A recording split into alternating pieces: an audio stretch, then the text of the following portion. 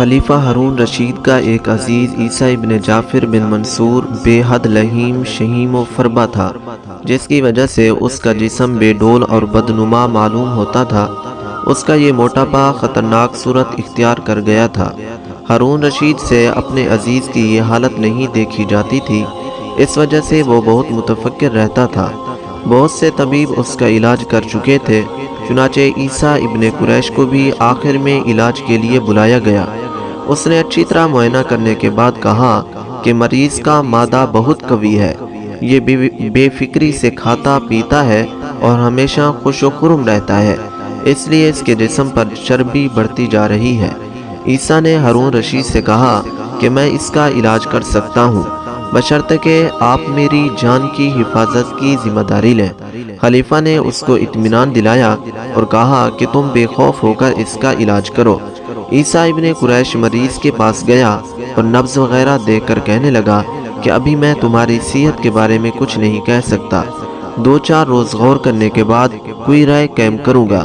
یہ کہہ کر وہ وہاں سے چلا آیا اور 2 دن کے بعد نہایت مغموم و متفکر چہرہ بنا کر عیسیٰ ابن جعفر کے پاس گیا اور کہنے لگا کہ مجھے بہت افسوس کے ساتھ یہ کہنا پڑ رہا ہے کہ تمہاری زندگی کے صرف 40 دن اور باقی رہ گئے ہیں، اس لیے اب علاج سے کوئی فائدہ نہیں ہوگا۔ تمہاری کوئی آخری خواہش ہو تو بتا دو اور کوئی وصیت کرنی ہو تو اس کا اظہار بھی کر دو۔ یہ کہہ کر وہ روتا ہوا وہاں سے واپس آ گیا۔ طبیب کے منہ سے یہ مایوسانہ گفتگو سن کر عیسیٰ بن جعفر بہت گھبرایا۔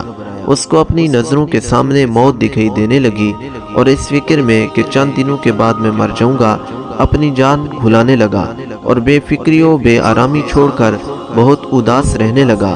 اس غم کی وجہ سے اس کے بدن کی چربی گھلنے لگی اور وہ روز بروز دبلا ہوتا گیا۔ جب اس کے 40 دن پورے ہو گئے تو عیسیٰ ابن قریش خلیفہ کے پاس گیا اور اس سے کہنے لگا کہ آپ کا عزیز اب بالکل ٹھیک ہو گیا ہے۔